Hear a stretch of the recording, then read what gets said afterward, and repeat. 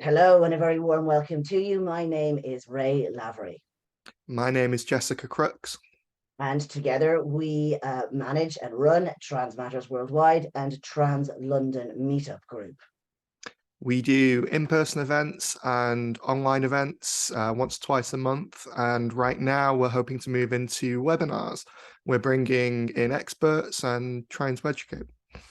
That's it. And so originally this channel was actually my female to male transition line, but we have upgraded it from there. And as Jess has said, what we are going to do is we are going to do all things transgender. So there'll be fresh webinars, there'll be fresh interviews, there'll be some fun stuff if we can think about it and just record it, and things just to keep you occupied and have some fun and help you along your transgender journey. So to make sure that you don't miss out on anything, all you have to do is hit the subscribe button, and that way you will get all of the notifications of what we have coming up and you won't miss out on anything. So enjoy that, and we will see you in there. So take care and goodbye. Okay, a very, very warm welcome to you. We're all, let's be honest, feeling the heat massively, so it's an even warmer welcome than normal. You're very welcome to this event. My name is Ray Lavery, and on me here is Jess Crooks, and together we run the Trans London Meetup, which is an ever expanding group. And also, we keep saying this, Trans Matters Worldwide, which we are very, very slowly making some progress with. And eventually, probably before both Jess and I die, we'll actually release it. It'll actually work. And you'll have loads more stuff. In the meantime, you're going to have to deal with us on these types of webinars. It's the best way that we have to get this type of information out there. Now, I've already been through the housekeeping rules, but just in case you are watching this on YouTube and you have questions that are not answered throughout this webinar, please put them in the comment section below. We will be monitoring those, and we will come back to you, though it won't be immediately. It takes a little bit of a while to get back, but we will get back to you. So today we are going to talk about dealing with dysphoria, and I'm extremely excited. I mean, I'm excited on nearly all of our webinars, but particularly excited because this one is one of the biggest ones. Now, we've done all the hormones, we've done all this kind of stuff, but the dealing with dysphoria, this is something that hits us all, whether we're pre-stage or maybe we finish our transition 15, 20 years ago, we can still get hit by this. And so to me, it's an absolutely massive topic. I've also really thrilled to have DK Green with us. You can probably guess who DK is, the one that's not Jess and I. There he is, having a wait. Now, for us, this is a really big one, simply because it is incredibly rare to get somebody who is actually a counsellor who is also trans and who works in the trans field and who has tons and tons of experience and is willing to go on a webinar, because even those that are there, they're like, no, I'm too shy. So I'm delighted to have DK. DK, thank you so much for being here today. I mean, seriously, dude, you're my a legend. privilege and my pleasure. Always happy to help. Absolutely fantastic. So look, what we'll do, I think, DK, is if we just start, if I just let you just have a brief introduction, just tell everybody who you are, and then what we can do is then, I guess, get going on our little topic here. Okay, will do. Hi, everybody. I'm DK Green. I'm a psychotherapist, counsellor and supervisor, speaker, author, and all sorts of things. But my day job is as a psychotherapist, one-on-one or relationship therapy, which I don't call couples counselling because it's often polyamory or consensual non-monogamy. So there's often 2, 3, or 4 people in the room. My specialist fields are GSRD, which is gender, sex, and relationship diversity. I'm a clinical associate, Avanta accredited, and all the stuff. And I have a chapter in a book, which is a therapy manual. The chapter is actually on consensual non-monogamy, but obviously being a trans man and very out about that, I'm out about all my various identities, including non-monogamy, including leather and BDSM. I'm out about all of those things. Because for me, it's a permission-giving exercise. It means people can come to me as a therapist and know that they don't have to educate me first. They don't have to actually teach me what I need to know to help them. On some level, we always do. But in terms of GSRD identities, I am extremely postgraduate qualified in such things. And of course, I'm queer and I'm Bob Note myself. I'm one of the older generation, so you will hear some expressions that you probably haven't heard. Oh, brilliant. I love that. I love that. But I'm sorry, you're not allowed to call yourself an old timer. You're just not. There aren't enough wrinkles for that. There's Well, no my way. great granddaughter might disagree with you. Wow, great. You beat me. You beat me. Fantastic. Baby face, Wonderful. That's it. It's tea the baby beautiful face. face.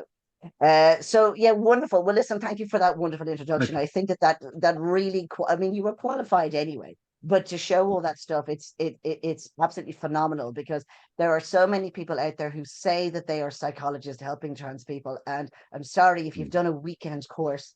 Or you haven't, done something where you have supervisors and proper, clinical work, then sometimes the work that comes back is very, well, it can be very dangerous for the people involved and really put people back. So it's amazing to have that we are secure in the fact that have a friendly ear here, which is very, very important. So look, let's I crack on. think it's worth mentioning. I just Yeah, think it's worth mentioning that for those who are therapists or training to be counselors or psychotherapists, Pink Therapy does an amazing training course post grad, to really polish off your knowledge on everything from gerontophilia to intersex to all the tradition, including some amazing trans work. So, there's quite a few trans therapists coming out, trans binary and non-binary coming out through Pink Therapy's trainings.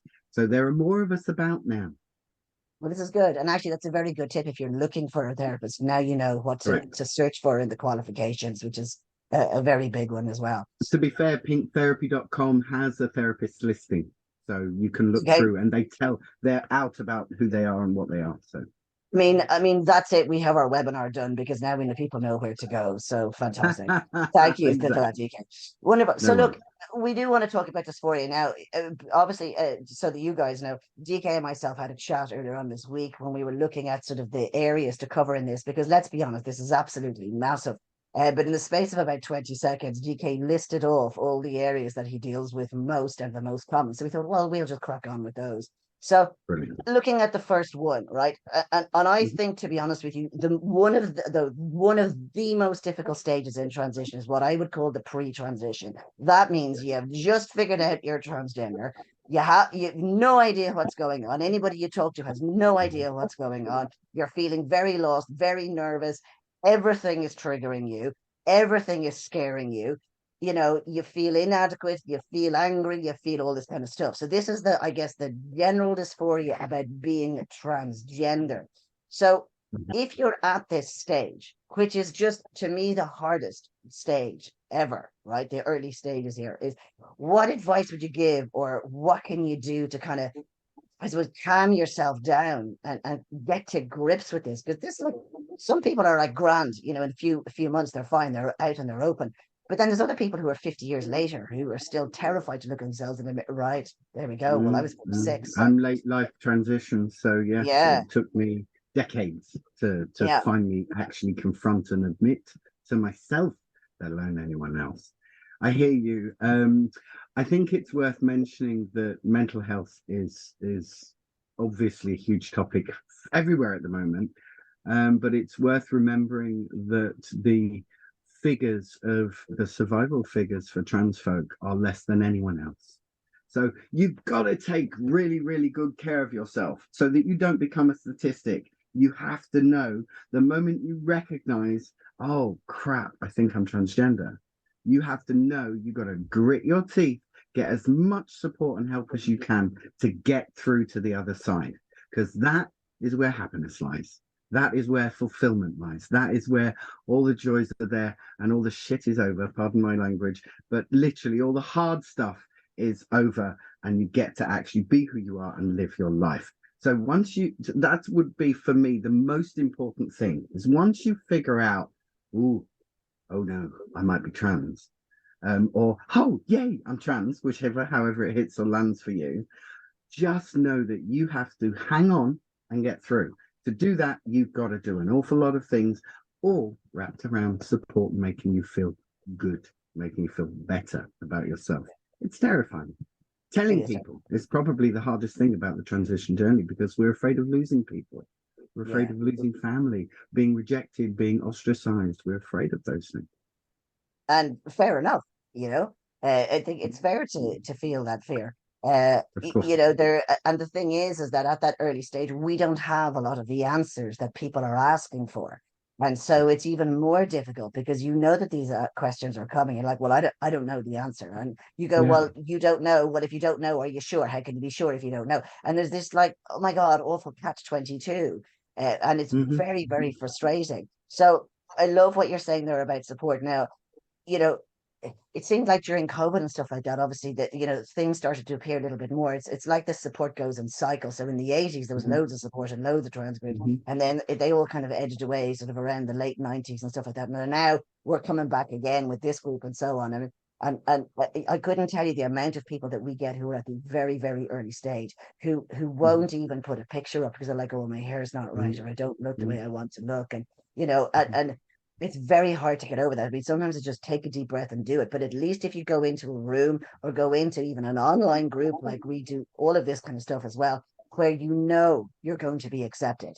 And even still, people One come of to the our most meetups. Yeah, protective factors, one of the most protective, in fact, it's actually through research, the most protective factors is people like me, right? yeah, In whatever your diversity is, whatever, and we're talking about transgender here, yeah, whatever your diversity is, people like me is your highest protective factor. If you are a young person with who is transgender and trying to navigate that, the greatest protective factor is one adult who supports you. Yeah, I mean, it's that simple. So families, as we know through history, have been, you know, a blessed mix of people who are wonderful and support their children, support their grown adult children, and people who are not. And that's the hard stuff. So people like yeah. me having that support network of other trans folk, other non-binary folk, other trans women, other trans men, whatever people like me looks like to you, that's what you need to be with. And yes, there are lots of online places to go and do that. There are some real-time places as well, depending on where you are in the world. Lots of trans groups do meetups. Yeah. There's, for example, Trans Beryl in the UK, who used to do one annual weekend a year and now do all sorts of things. But basically, you can turn up and be so surrounded by trans people that it's no longer an issue, that actually being trans isn't the important thing. You get to talk about other stuff. Yeah, so yes, people like me, it's the biggest protective factor. It's a big one. Sorry, you saw I was going all over the place there. I had dogs that decided to bark and jump on the bed and stuff like that. So I Okay. apologize on that. Yeah, it is absolutely huge. This is the one thing that I was missing that I couldn't really find. And it's great to go on Reddit and Facebook and all those, and there's loads of groups. And by the way, DK has a massive group on Facebook. So what remind me the name of that one, DK? Which group? Because You've got several trans groups, don't you, that you basically run on Facebook? right, yes, yes, FTM UK Transition Only is the main one for trans guys. Yeah, But I'm on lots of others. These TIMSA is probably the most well-known, TMSA, and they have TIMSA UK and TIMSA Support. And they're an amazing, I mean, I sponsored that group in the early days of, you know, in the years of mm, forming, because they're places that you can go and ask what feels like the stupid questions. Guaranteed, if you do a quick search on the threads, you'll find the answers. And if you've got a question that nobody's asked yet, you can ask it and everybody will answer it. It's great. yeah, that's a big thing. And even if you have seen the answer, sometimes just you putting that question in really helps because it's like a That's first right. step of like getting out there. I mean, slowly. I mean, I really feel that the transgender journey is like an exponential journey, and it starts really, really slow as you're very, very careful and very, Yeah. very scared. And then as you get a bit of confidence, it goes like this. And then once you start getting to physical transition, it kind of takes Yeah. off like that. You know, within a year, you're in a completely different world. And Mm. that's an incredible scenario to be. So I love that whole support scenario. That 100%. also frightens people. That the change, you know, that there will be so much change ahead also can be really scary. But I'd just like to point out to people that you are not the same person you were 5 years ago, full stop. Irregardless of transgender, irregardless of transition, nobody is the same person they were 5 years ago. So No. get used to the idea of change because it's a lifelong thing for everyone. So the fear of transition being so much change, such a big change, I find quite often dissipates when you realize that everybody's this different person in 5 years' time. Well, yeah, that's a big one, and I guess that kind of brings us on to the body dysphoria. Now, there's the body dysmorphia, which is different to body dysphoria. Correct. So, and this is one that kind of gets me, because when you hear from the I suppose the people who preach that transgender is not real and the turfs and all this kind of stuff, they talk about, well, I had body dysmorphia, when I was a teenager. I didn't like my breasts, and I didn't like this, and I didn't like that.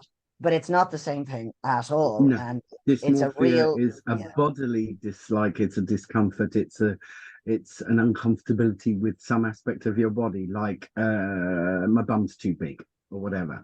Body dysmorphia also covers the sort of mental health issues like eating disorders and stuff like that, because what you're seeing is not necessarily terribly real. Yeah, you see the worst of yourself rather than the best of yourself. But it's got nothing to do with gender. Whether you have too big boobs or not enough boobs, or your penis is too small or too big, these things are that is just body dysmorphia. If it's the fact that you have an outie and you'd rather have an innie because that's who you feel you are, that's dysphoria.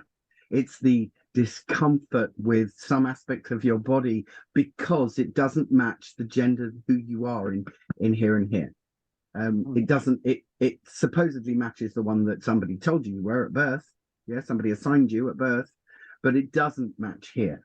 The discomfort or the emotional and mental pain that dysphoria causes is because of gender. Dysmorphia is any aspect of the body we don't like. It's different.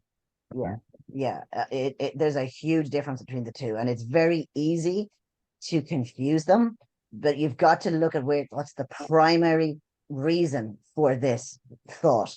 What is the primary reason? Is it because you don't like your body part, or is it because it doesn't match what should be there? Very different things. Which is super. Okay, so let's just say then you're again at that very early stage, or even maybe not, or maybe you just don't have the body shape that you want. What are things that you can do to help yourself feel better and sort of calm things down? Yes, we need a day's workshop on this, because there's lots of stuff you can do. But let me try and rattle through some. So initially, it may feel too big a jump to go straight down with binders or packers or breast padding or tucking or any of that. That might feel a bit too scary and a bit too far away. But what we can do is change our clothes. That's really easy. Yeah, we can literally change the materials that we wear, because even clothing is gendered. Even non-binary people might have a particular penchant for silky things and really hate wool. It doesn't matter. The thing is what makes you comfortable, what makes you feel happier in your body. So if you've been brought up in dresses and actually what you want is jeans and a t-shirt, wear the jeans and t-shirt. If you've been brought up in jeans and t-shirts and actually you want something pretty, something flowing, or actually just jeans and a nice blouse instead, wear those things. So the clothing is the simplest initial try. Yeah. So when people are first discovering their transgender identities, clothing is a nice way of dipping in and out of the wardrobe and seeing what fits you, seeing what you actually like and want, rather than what you've been told or what people expect to see you in. What would you choose for yourself? It's all about choice. Yeah. So clothing would be the first thing. I think it's can I just add to that one, if I may, that you don't have to wake up the next morning and completely change everything about what you're wearing. Correct. That's that's jumping Also a 180. scary. Yeah. So, for instance, if you're a trans lady, maybe wear a bra under your shirt that nobody else can see, but it's there. And then that helps you to feel comfortable. And it's also a bit of fun because nobody else knows that it's there but you. And, building that, I mean, I've seen people suddenly like painting 1 or 2 nails and, very slowly making those changes. And they're looking to see if anybody notices. And they mostly find that people don't notice. And that's a bigger thing, because you think everybody's looking at you, but you know what? We're far more selfish than that. We literally don't care. We're only in our own little mind, our own little head. So maybe some person will be like, oh, well, whatever. The majority of people it'll go completely over their head, Mhm, you know. mhm, So just to mhm. be aware of that. It's doing Yeah, things in a way that absolutely. is And quite comfortable and is safe, isn't it? Sorry Yeah. to cut you off there. sorry, No, Jessica, I think you are involved in this conversation as well as the rest of us. So yeah, feeling comfortable and safe, big one. yes, yes, yes, absolutely. Yeah. And sometimes those, early explorations will happen alone. They'll happen in your bedroom. They'll happen at night. They'll happen when nobody's around. So you can get to play in your own time, in your own space. And then maybe with somebody you trust. So there's a big thing, a dialogue that's going on in the communities right now is about calling in rather than coming out. And I think this is a fantastic concept because coming out is big and bold and let's wave our flags and is bloody terrifying. And especially for younger people who maybe still live at home, who have no idea how their parents are going to react and so on and so forth. Coming out can be blooming terrifying. But inviting in, the concept of calling in means who's your best friend, who's your trust buddy, who's your ride or die. Invite that person in. And then maybe one more. And then maybe your couple of friends you go to the pub on a Friday night with. And maybe, so you call in piecemeal until you feel comfortable. And just to demonstrate that, so I've got made 3 acquired 4, 7 kids, all grown with kids of their own now. And as it happens, one of those 7 is trans non-binary. They live in a house they've been entirely raised in a house with a trans man, a trans woman, and a non-binary butch, right? They were still terrified to come out and actually genuinely were scared that they might get thrown out. That's the power of the insidiousness of socialization and the fear that young trans kids have, Yeah. So yes, my biggest heartbreak was that they were afraid to say, Yeah. And once you get over that first one, it sort of yes, calms down quite a lot because you realize that the work just didn't end. Amazingly. yes, All the yes. things that you thought in your head that were going to happen didn't, for the most Oh part. gosh, yes. Your imagination is far more powerful than the reality. The reality is usually a lot less bad than we paint it. We imagine it worse. And if you do that slowly thing, and I love that concept of the calling Calling in. in. That is That's great, fantastic. isn't it? Well, it's obviously a thing now, but I'm definitely going to use it. I'd never heard it before, so that's Good. amazing. I think it's So fabulous. yeah, I agree. Yeah. So what else can we do on the body dysphoria side of things? Right. So socializing with it is a big thing. So once you realize that somebody you care about accepts who you are, irregardless of what lumps, bumps, poles, and holes you might have, once someone who cares about you accepts you, that relieves dysphoria massively. Yeah. So people you care about, people you trust, being able to support you, that's really important. And it's actually important to, even though it takes courage to have those conversations, to be able to say, I'm scared and it's really important to me that you react okay to this. You can use those words. You don't just have to blurt it out and guess and hope. You can say it's really important to me that you react okay to this because I'm scared. Yeah, tell people. And they'll, instead of going, what?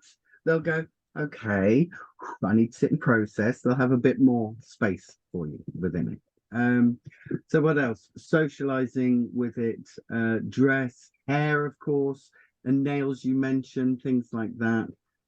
And then I There is guess once actually it's a a bit lot we more, can then do for ourselves. Sorry, individually, there's a lot that we can do for ourselves. Self-care tends to go down the pan whenever we're scared or depressed or anxiety or whatever. And actually, if we get the 4 pillars of self-care down pat, and that's mine, and that's eating, sleeping, hydration, and getting outdoors, if we get those things down, it actually makes life easier. It makes everything a little bit easier. If we are remiss on those 4, it's like having a table. If we're remiss on any one of those 4 legs, we fall over. Yeah. So self-care is massively important. And actually, one of the things that I have found helps an awful lot of my clients, and it certainly helped me, was just getting out, going for a walk, essentially changing the record. So instead of being like this washing machine in your head going round and round and just get up and go for a walk. because I'm not talking about hammering the pavement like exercise. Yes, those things are great, good dopamine hit, but actually just getting outdoors under the sky instead of under a roof makes a big difference and helps your brain shift into a different mindset, so you can deal things easier. I can talk about things like mindfulness. Everybody puts that in the same boat as yoga as being something woo, but actually mindfulness is really, really simple, and we can practice it. The best place to practice it is with food. Because we take care to prepare what we want to eat, and then we just kind of eat it while we're watching telly or whatever. But if we actually sit and we look at every piece of food that we put in our mouth, and we actually taste it and see what it tastes like, and we smell it, and we let it, if we appreciate the moments, they really present with our food, you get really good at being mindful in all other aspects of life. Food is a great practice tool for learning mindfulness, but all it is being really present. Yeah, really present. Other things with dysphoria are distraction. Distraction does work.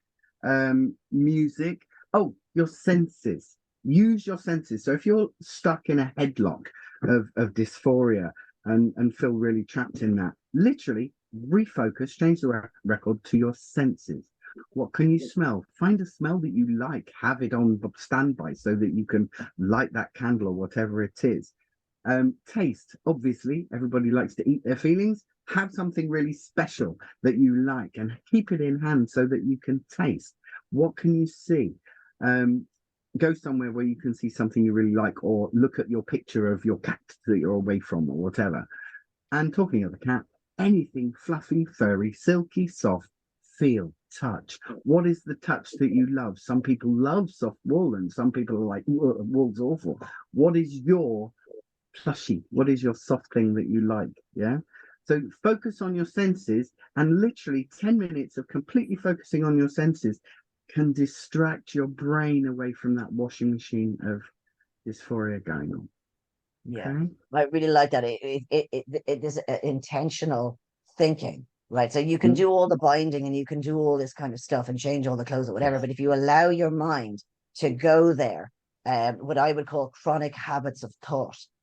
So in Yes. other words, you get into habits. Like most of us think the same thing every day. Like 98% of the things that we think were the same things that we thought yesterday. And if we are not aware of what we're thinking, then we're going to recreate that. Now, every time we recreate it, we recreate the environment that we see in the world.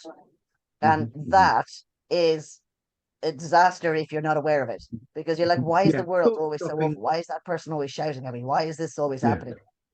It's the world that you were creating around you, you Yeah. know? Thought stopping and distraction works. Yeah. Don't knock it. Don't think, well, I'm just avoiding. No, actually, distraction works. Yeah.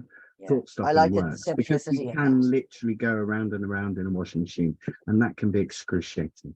Yeah. Yeah. Can Yeah. be it can be that thing as well of, and I find this in other aspects of my mental health as well as with my friends, just changing the pattern, being outside, going out to the park, just hard stop, similar to what you're saying Yes. there, sort of breaking that cycle, just sort of, Yes. can be like a light switch, really. Yeah, absolutely. Thanks, Jessica. Yeah, I agree. I Yeah. find thought stopping was really helpful for me, and doing exactly that, doing something different, getting out. For some people, I know a lot of clients turn to music. So they play something really powerful that resonates with them, that they can absolutely identify with and feel, and bring up good stuff, good feelings, rather than all the terror and the discomfort. Yeah. I like the happy place, going to your happy place. So when you pay attention, you notice yourself literally going down that rabbit hole, is that you have like a safe space in your brain where you go to. Maybe it was like from your past or something, like a really great day, or just a holiday that you went on, and there's one particular beach or mountain that you sat on or whatever. And if you bring yourself back to that, all the feelings you felt at the time are the ones that now are the ones that you have, and all of the bad ones tend to melt away. Yes, absolutely. I mean, I have another hat. I'm a shamanic practitioner as well. And one of the things that I do is give people their happy place. I literally help people. It's like a guided meditation to create their perfect happy place. And it's a little bit like the Mind Palace, Doctor Who fans. The happy place is somewhere you can return to at any time. So if, for example, you learn how to meditate, you can simply stop that washing machine by going to your happy place in your meditation, and that can literally relieve so much angst and tension. Yeah, it's a good trick. Happy place is good. Yeah, I love the happy place. I still use that, and I used that long before I was dealing with the transgender stuff. Like, Yes. 30 years ago, when I was a very angry teenager and I hated the world and everybody was wrong and I was wrong, and blah, blah. This was the thing that got me out of the anger and got me calm enough. I mean, I'd love to say that I meditate every day. So I don't. But I eat chocolate every day and I listen to music every day and I get outside every day. Now, that can be a meditation as long as you're not focusing on the things that are making you feel bad. That works the same way, and whatever you're doing on the binding or the clothing or whatever, it's to produce those feelings of feeling good. That is the purpose of it, right? I mean, literally, I know you And think actually that to reduce the feelings of feeling crap too. Yeah. Well, yes, if you're doing the wrong type of thing, but that's why that sort of understanding your habits of thought and being that mindfulness that you were talking about, it will throw a flag up. If you're thinking the same thing, you'll notice it, because we sometimes just don't even notice that we are spiraling ourselves out of control. Can I give your viewers a tip, a trick to shortcut anxiety and spirals? Yes, please. Yes, please. Right. Everybody talks about breath work. It isn't that complex. It isn't that complicated. All the box breathing and the 5 seconds for this and 7 seconds, you don't have to do any of that. However, I've taught literally CEOs of companies who come back to me after trying it for a week and gone, why aren't we taught this stuff in school? What happens when we're in anxiety or dysphoria is our body is upregulated. Our heart rate is up, our blood pressure's up, our body is pumping all the rubbish stuff, the cortisol and the adrenaline that makes us feel rubbish. Yeah. So the goal is to downregulate, to help your body to calm, because when your body calms, your brain calms. Okay. So I call it the 3 long, slow, deep breaths. And I literally do this every day. It is a practice. I've tied it to things I do every day, like when I'm sat on the loo. Can't do anything else. I do the 3 long, slow, deep breaths. Yeah. When you do the 3 long, slow, deep breaths, the goal is to be as slow as you can. So that can look really funny. But I've done it in conferences because my nerves are a bit jangly and I've been able to do it without anybody realizing I'm doing it. Literally, it doesn't matter whether it's your nose or your mouth, whatever's comfortable. You breathe in as long and as slow as you deep as you can. By the time you get to the 3rd one, it'll be really long. Guess what you're doing? Tricking your brain, because your brain is in upregulated state saying, there's a tiger on my tail, right? Whatever the dysphoria, the anxiety. So it's pumping all that stuff. When you do that, we breathe short and shallow. We're also actually taught to breathe short and shallow. We're trained by, socialization. We're all oxygen constipated because noisy breathers are like looked at with dirty looks. It's really weird. The cultural, associations with breathing. You give yourself 3 really long, really slow, deep breaths. That's it. Just breathe longer and slower and deeper than you usually do. What happens is your brain goes, oh, no longer a tiger. Those 3 long, deep breaths will reduce your heart rate, your blood pressure, stop your body pumping cortisol and adrenaline, and you will literally, physically relax, which means your mind can slow down and relax too. Okay? 3 long, slow, deep breaths. Use it before interviews, before walking into a busy party if you're social phobic, and if you have anxiety for no apparent reason whatsoever, and if you're stuck in a spiral of dysphoria. 3 long, slow, deep breaths. And there's no limit. The great thing is, it's not a drug. You can do it as often as you like. Yeah, if you need to do 3 long, slow, deep breaths 10 times, you're all good.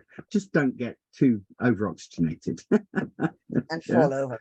Yeah. Yeah, the body will literally thank you. It will be flooded with oxygen. Your mind will get clearer, because we don't flood our bodies and brains with oxygen. We just don't do it. We don't breathe deep enough using our chest and our belly and slowly enough to fill them and completely empty them.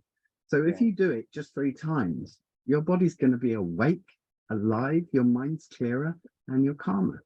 It's a brilliant trick. It's a life hack. Trust It me. is. It's a super life hack. And you know what? That breathing thing, when, this dysphoria stuff is all right during the day when you've got things to distract you, but at nighttime when you're in bed In the middle of the and night. it's, oh my God. And, I didn't think I suffered from insomnia and stuff like that. But dear God, if I get 5 or 6 hours even today, good night's sleep, I'm very, very happy. Very, very happy because my brain Yeah. just goes. So that whole breathing scenario, is it like I was listening to white noise and green noise and brown noise and ocean sounds? And do you know Yeah, what? yeah. It didn't help at all because it was still an input and it didn't stop me thinking, but just Yes. concentrating on the breath.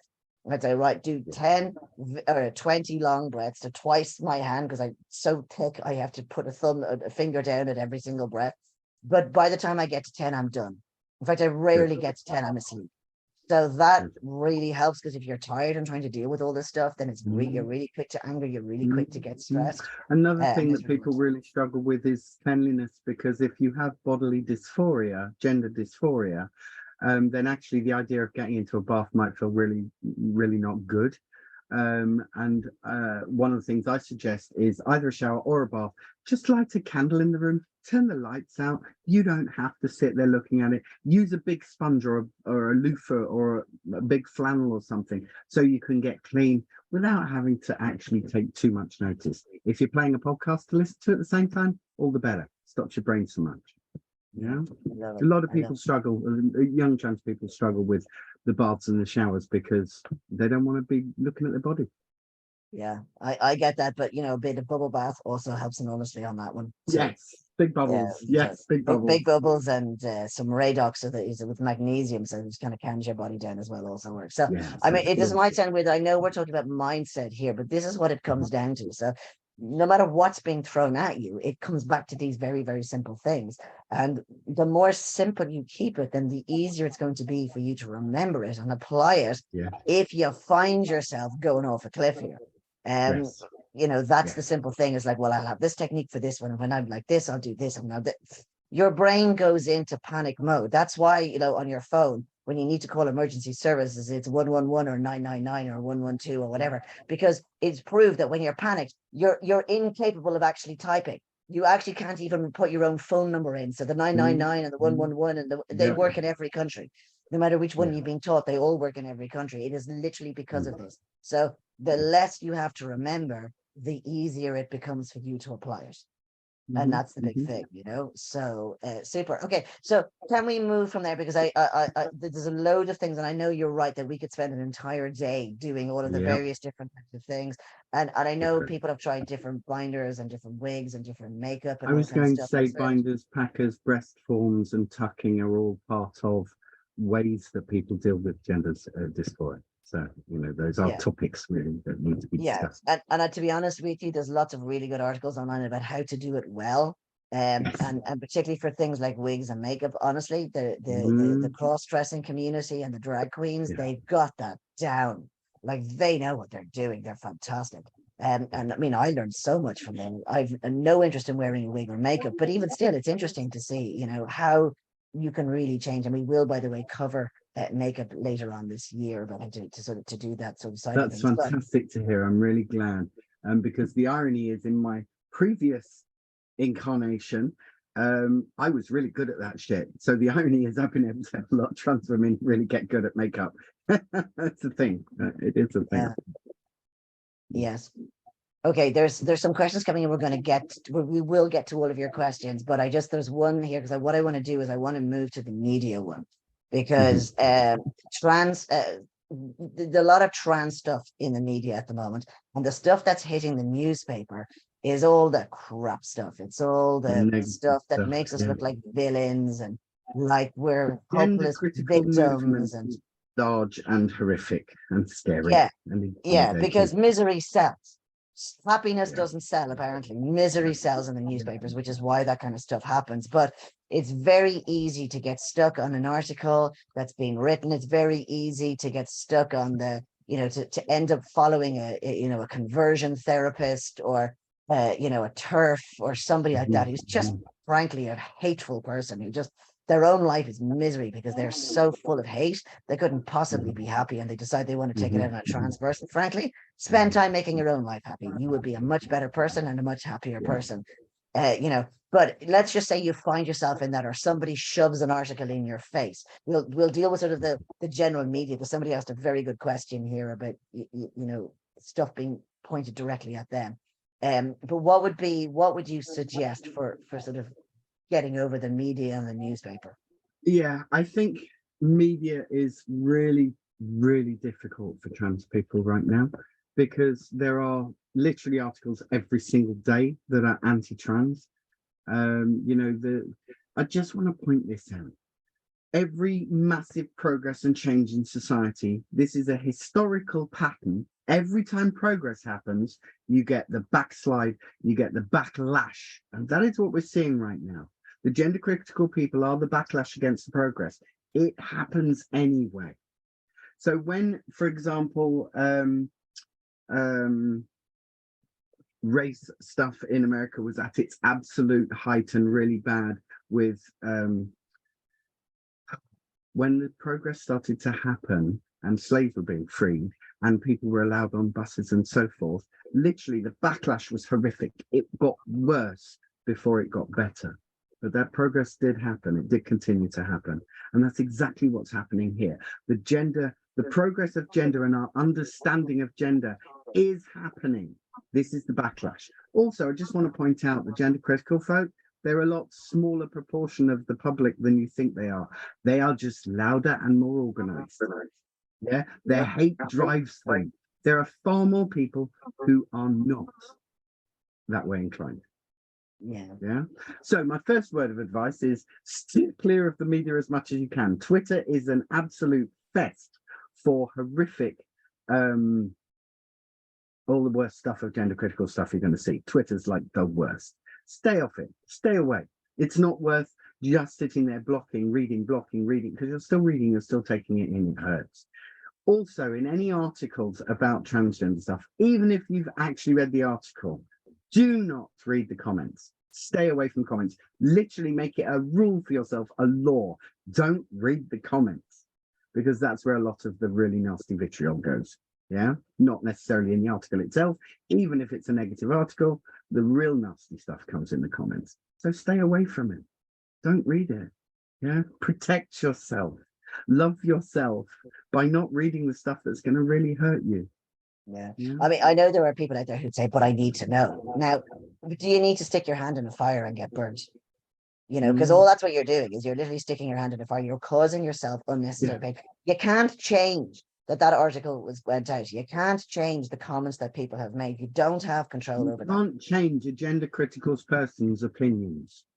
No, and certainly not on a comment. You can point them in the direction of reading that might teach them better, and then you walk away. You can't change their mind.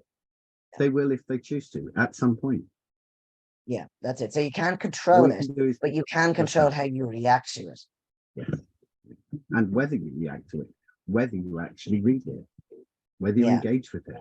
Yeah, there are plenty of trans activists who are really happy to tackle that work. I love it. Give me a GRC, I'll take it apart. No problem. I'm good at that.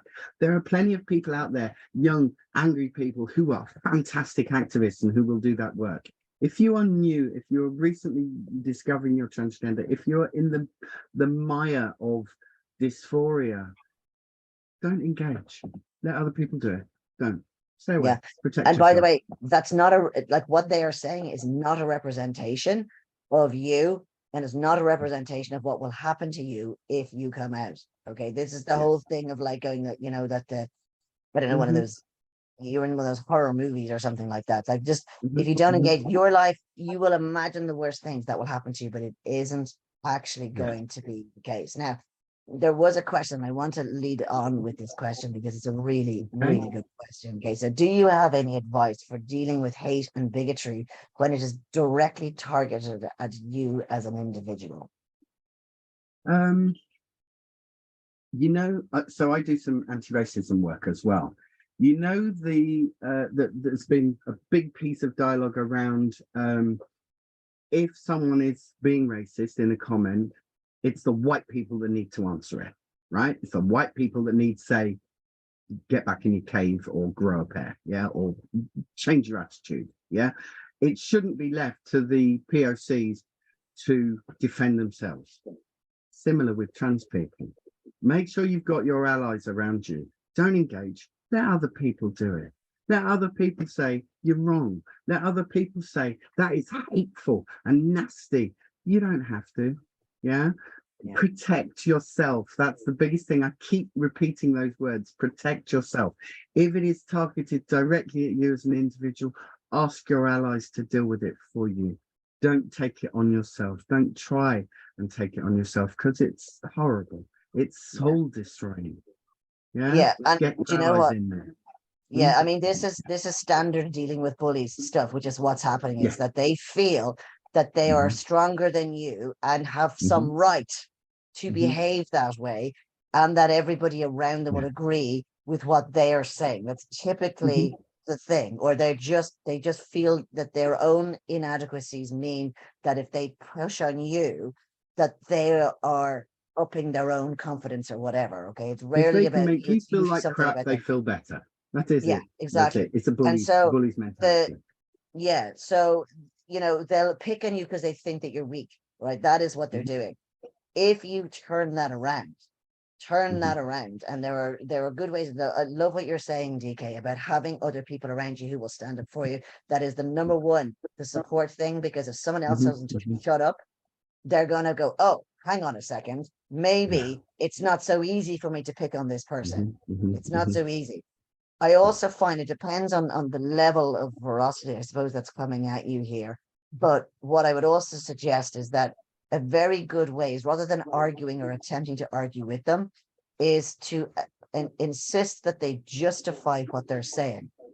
Because most of the time people say a lot of crap because they're saying a lot of crap because they're just using you as a punching bag. But when you actually ask them to justify their opinion, they can't come up with a good reason as to why they're saying what they're saying. They're not able to justify it. They're not able to back it up with any evidence. They're not able to do anything. And you just, one word's at them. So, oh, you're evil. And then you go, evil? Now it's their turn to talk. It's their turn. And they'll find them going, yeah, because it said it in the Bible. The Bible? Now it's their turn to talk. And they have to now justify it. And what you tend to find is that they either give up and walk away because you're no longer a target, or they just shut up. They just shut up, and that's it. I think Use that's really good and fair to say if you have capacity, if you have resilience and you have yes, capacity. agreed. Because plenty of people do have capacity and can challenge.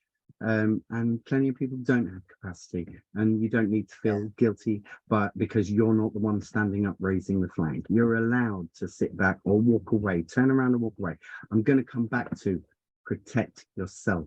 It's the most important thing. If you have the resilience, if you have the capacity, fantastic. Throw them an article that blows their argument out the water. There's plenty of that. But And if really, you to don't, be honest it's with you, okay to walk I have to away. say, that walking away is a big thing. And I mean, people have told me some serious stories, and I'm just kind of like, whoa, that was very dangerous, the position that you were in.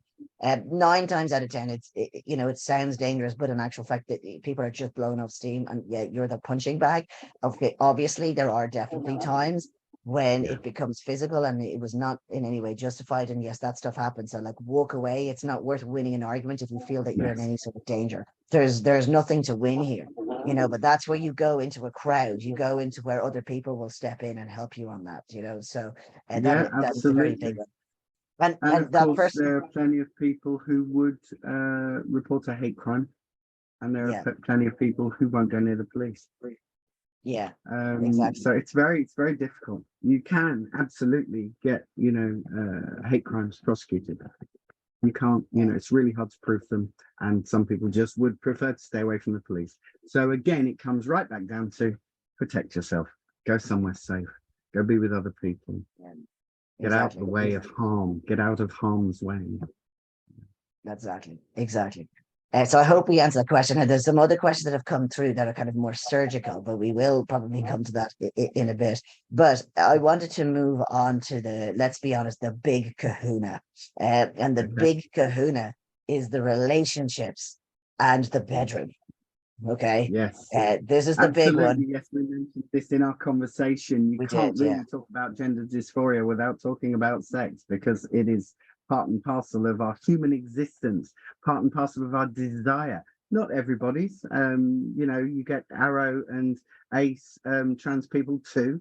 But actually that connection, that physicality can be really scary when you're dysphoric, because it can be felt wrong, read wrong. It can just end up making you feel like crap instead of making you feel wonderful. And the goal is, of course, to feel wonderful. There are ways and means. There are workshops being taught now about how to have sex with a trans woman, how to have sex with a trans man, pre or post surgery, yeah, or non-surgery. So there are ways of, for example, everybody assumes that for all trans men, penetration is horrible. Actually, some trans guys love it and it's fine and it's okay, but they might not have the same dysphoria around it. For some trans guys, it's really not okay. Yeah. For some trans women, pre-surgery, it's like, do not pass go, do not collect £200, don't go near it. Okay, yeah, well, that's really bad. For some, it's okay, and I've known trans women are quite happy to have sex with their girl dick. It's not a man's penis, it's actually a woman's dick. Yeah, so it's again, you talked earlier about mindset. Yeah, it is about mindset. So for example, a testosterone FTM male trans man can, they're all different, everybody's different, treat their T dick as a dick and quite literally have oral sex as a blowjob. You know, I'm using all sorts of sexual words and I hope that's okay in this webinar, but ultimately it's all about mindset. So who needs to believe what? Who needs to feel what? If you're going to have a sexual interaction with someone, they better know what you do and don't want to happen. They better know what language you like. You might, for example, be a trans man who is perfectly fine with the word clit dick, and you might be with someone who the word clit totally puts them off, and that's it, game over. Yeah. So you need to know what people are going to call their bits, what language they want to use, and you can have fun with it. It doesn't have to be this big serious conversation of we need to discuss It doesn't have to be scary. It can be silly, it can be fun, it can be frivolous. I got an innie, you got an outie, what do you want me to call your outie? You know, it doesn't have to be serious or scary. Yeah, I like that, sort of like taking, you know, the terminology, if you like, out of it to make it a little bit more fun. I mean, look, it's all communication. I mean, but then you do, I mean, that's fine if you're in a relationship and you can have those conversations. What about you're in a bar and you meet someone, you kind of think, wow, you know, maybe a nice little one night stand or a 3-person stand yeah, or whatever yeah, is going to happen here, and you're just kind of like, oh, you know, before I would have gone for that, but now I'm like, do you know what? I don't know how they're going to react to me. I don't know how I yeah. feel about them seeing this now that I know this about me. Do you know what I mean? So you haven't even got to that, you know, Yeah, you're yeah, not yeah, even in a yeah, place to have that conversation. yeah, yeah. I hear you. I mean, I know some trans guys who use Grindr, yeah, and they do hookups, and they will message and say, by the way, I'm post this op, pre that op, and you can do that, but you can't do this. Yeah, cool. Yeah, I know trans guys who use Grindr, but they have to preface the meet to make sure that stuff doesn't happen that they don't want to happen. Yeah. Yeah. Or they end up in It's something that not could be great. dangerous, right? Hookups is, yeah, exactly, can be dangerous situations. So, you know, you got to be really careful with that. It's such a cliche that it bears mentioning again. You shouldn't be having sex with anyone without any negotiation. Even if that Yeah. negotiation is, are you interested in having sex with me? You need to know I've got these bits. Yeah. Yeah. Right. So basically just bite the bullet and be honest. Oh Transparency. God, yes. Well, it's also worth knowing that because of that backlash I talked about, the GIC backlash that's happening right now, there is literal legal defense of being tricked if you're a trans person and you haven't told them what bits you've got. Right. Okay, it's literally a legal defense for like violence, abuse, even murder. Okay. Wow. I've seen cases go through that have literally used they tricked me and they got away with it. Wow. Vilifying, basically. Horrific, Yeah. absolutely wrong, absolutely horrific. But the point is, if you go and have a grinder hook up in the woods, around the back of the toilets or something, and you haven't told them and he beats you up, Yeah. Okay. you make Not no recourse for justice. right. Yeah. That's a nicer way of putting it. Yeah.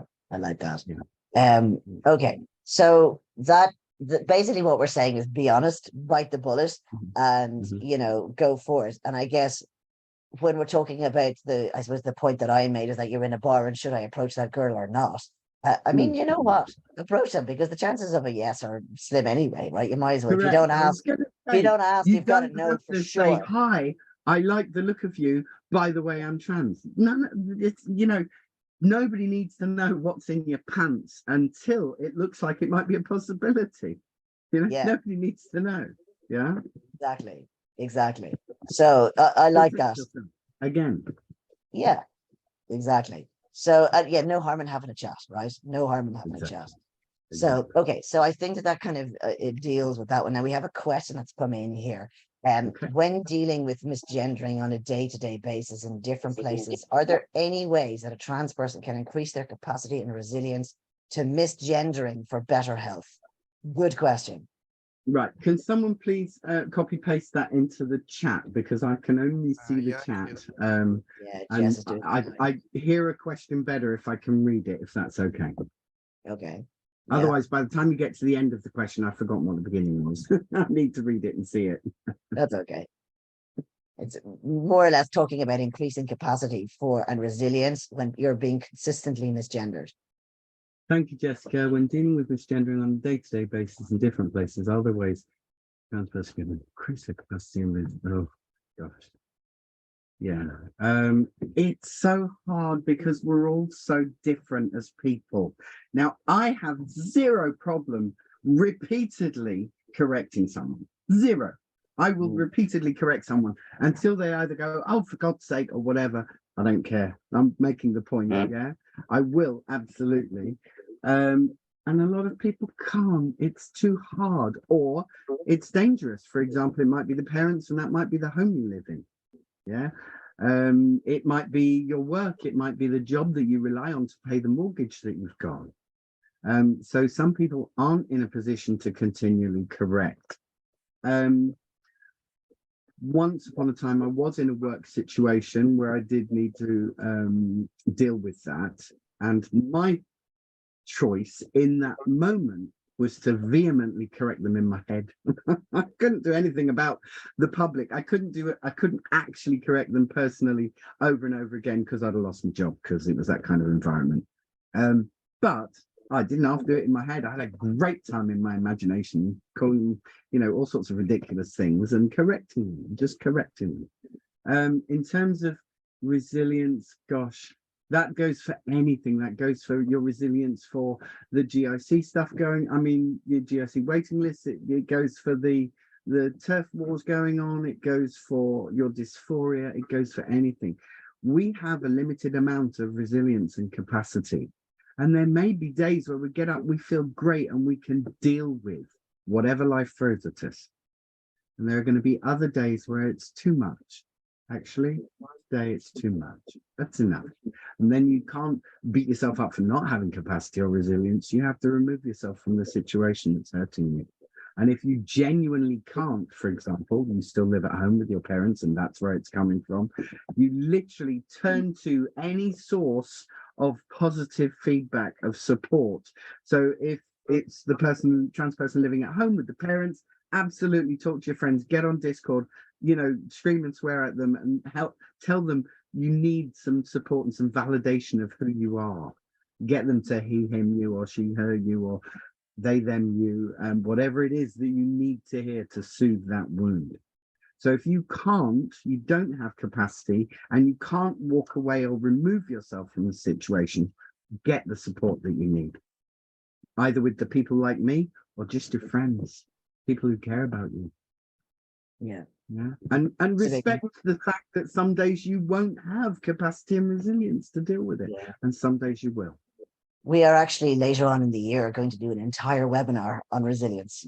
Fantastic. The entire That's one fantastic. with a very experienced person who gets crap every day and is extremely visible and fights for us all across the world.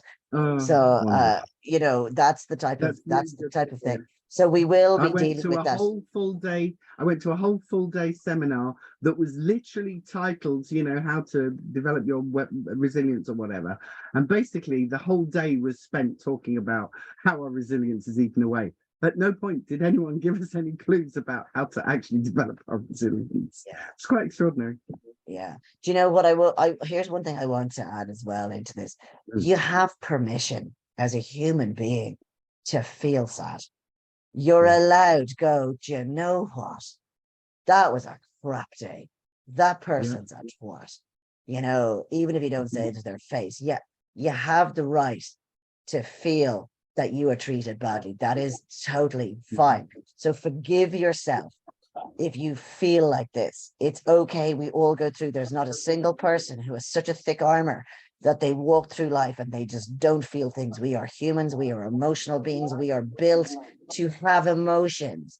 It is okay to feel those emotions. Well, one of the most harmful things we can do is to suppress them, to repress them, to swat. I mean, my sort of Bible for myself is don't swallow it, don't wallow in it, just allow it, which is literally allow yourself to have those feelings, because feelings are a thing. They're part of the flesh and bone sack. They are literally like the bug in the software. We have feelings, we have emotions. Tough, we have to deal with it, right?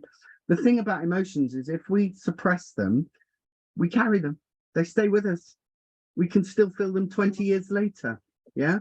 But if we allow ourselves to feel the feeling, we spend the energy of the feeling, which means that the feeling can pass. That's what feelings are meant to be. They're meant to be transient. If you feel them, the energy of them is spent, they pass. If you don't allow yourself to feel them and you swallow them, you're still carrying them. And that's really, that can become harder and harder and harder because the weight of the feelings that you're carrying that you suppress is too heavy. It is. And that's what cancer comes from, back pain and all that kind of stuff. Absolutely. You know, it's your mindset literally sets up your entire world, including how your physical body reacts to it, you know. Absolutely. You know, it's a big one in there. And we do have somebody who has not asked a question, but has raised her hand. And I did put a message to say to you, please put your question in because we're not going to unmute you. So if you have a comment, just put it in the chat, please.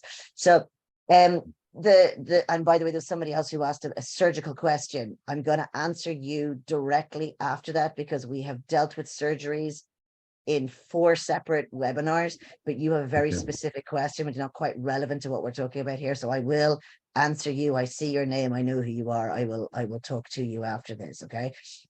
So what would be, if you were going to say your biggest takeaway here for whatever version of dysphoria you're feeling at whatever stage, what would be the biggest thing, like maybe just the quickest thing that you can do that will just sort of bring you back to being yourself and able to deal with whatever is going on in your day? Turn to your mirrors, and I don't mean the glass ones. I mean your friends, the people who care about you, the people who love you. Literally, number one is your community, is your friends. It doesn't matter if you've got 2 friends in all the world, they are your mirrors. So if you're feeling dysphoria, so what you're seeing in your own mirror feels crap, turn to your mirrors, who are the people who love you or care about you. Literally turn to them and let them reflect back to you how bloody amazing you are. Yay, I love that. I love that. And I will add, if you are in a position where maybe you're away from your family or you've moved somewhere new and you don't know anybody or whatever, come to us. Come to us. This is what we do. Myself and Jess do this all the time. And it's amazing how much support is in this group. This group started a year and a half ago. Now we're over 700 members. And people turn up, and people turn up on all states: nervous, angry, sad, you know, terrified, all this kind of stuff. And within a couple of months, they are like a brand new people because they feel safe. You can Because they ask have your the questions. support. Yeah. Yeah. You can ask, it's a friendly place. We don't care what you look like. We don't care how you dress. You just got to be yourself. And where people can find them. Yes, exactly. Right. So there are, like, we are one group. There are other groups out there wherever you are in the world watching this. Find them out, hunt them. Okay. And if you can't find them, literally the name is above my head right now. You can see it. Brilliant. Right. So find us. We will help you. We have people all across the world, and it's getting bigger and bigger. And we're going to continue to push that, because this to us is one massive family for everybody. So if you don't feel you have anybody else, you have us. And I really genuinely mean that. So we will help you. We help people in all kinds of situations all the time. So there we go. I also just want to add in there one thing that we haven't said is therapy. I'm a psychotherapist. Yeah. One thing we haven't said is therapy. If you've got nothing and no one else, seriously find a gender informed, not gender critical, gender informed therapist. Pinktherapy.com has listings of them. You know, there's quite a few of us about now. That's brilliant. That's fantastic. Well, look, there's only so much that we can cover in an hour. And I mean, it's fairly obvious that you and I would talk until Christmas. And I'm sure we will. As we said, we're going to crack open a bottle of a 12-year-old at some point and do that. And Jess will be very much involved in that. So, DK, thank you so much. Thank you so much. It's bringing this stuff out in the open and, you know, allowing people the space to even hear about this stuff. This is the stuff that it wasn't around. I couldn't find it when I was transitioning. I'm still transitioning, but when I was at the very pre-early stage of stuff, and I couldn't find it. So it is amazing to see that you're out there. It's amazing to see the work that you do, that you literally stick your head on the block, you know, and answer those people out there. And look, the more we all stick together, the louder our voices will become. And the more, by the way, we are massive supporters of trans people. So you don't need to be transgender to be in our group. You just need to be up with transgender. You guys have done phenomenal work. And I've met I've hundreds and hundreds of people who are cis and don't, even in some cases, you don't even really understand it, but are so up for helping. And you guys are part of our family as well. So thank you so much to you guys too. So thank you for the invitation. Much appreciated. Oh my God, amazing. Oh, somebody just said that they've come in from Madrid. Hello from Madrid. Fantastic. You're very welcome. Yeah, now that we're at the end of this. So yes, thank you so much. So DK, thank you. Thank you all for being here. Thank you for being yourself. That is the biggest thing here. That is the only thing I can say to you, is that there is no such thing as normal. There is no such thing as anything other than everybody is completely unique. That diversity that we were talking about, that the change, that there's no such thing as anybody being the same thing. We are a planet of 8 billion people, and that's 8 billion ways of doing things. And as we grow, that's it. There's no two people are the same. You have a right to be yourself. You have a right to think how you think, feel how you feel, look how you want to look. That is the choice we get to make. Your only choice is to move towards happiness. And the best way to do that is to be who you are. Okay, who you are. That is the most important thing that you can be, because that is where your core happiness is going to come from.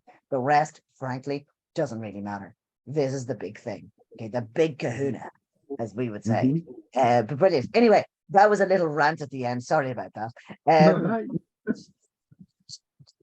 Wonderful. DK, thank you so much. Jess, as always, thank you so much. Thank you all for being here. Look, whatever you're doing, enjoy the rest of your day. And look, until next time, take care, everybody, and goodbye.